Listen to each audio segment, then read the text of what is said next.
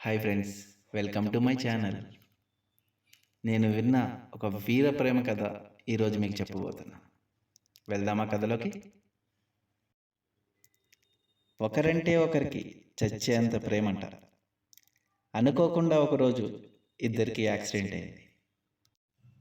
ఎవరూ లేని సమయం అటువైపుగా వచ్చిన ఒక పెద్దాయన, నేను ఒకరిని మాత్రమే కాపాడగలను, నాతో ఎవరు వస్తారని అడిగాడట.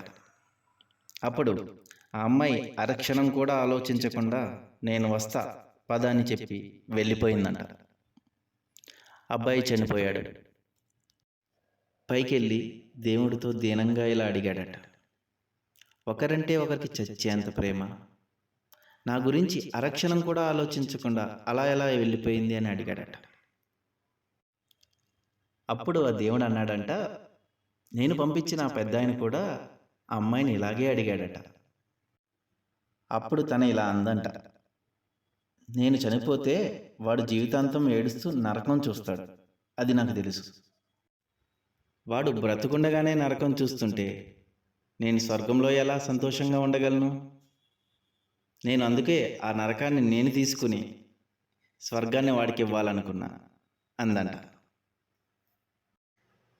ఇలాంటి ప్రేమ కథలు చాలా అరుదుగా చూసుంటాం, వినుంటాం. ఇలాంటి ప్రేమ కథలు మాత్రమే చరిత్ర పుట్టల్లోంచి బయటకు వస్తుంటాయి.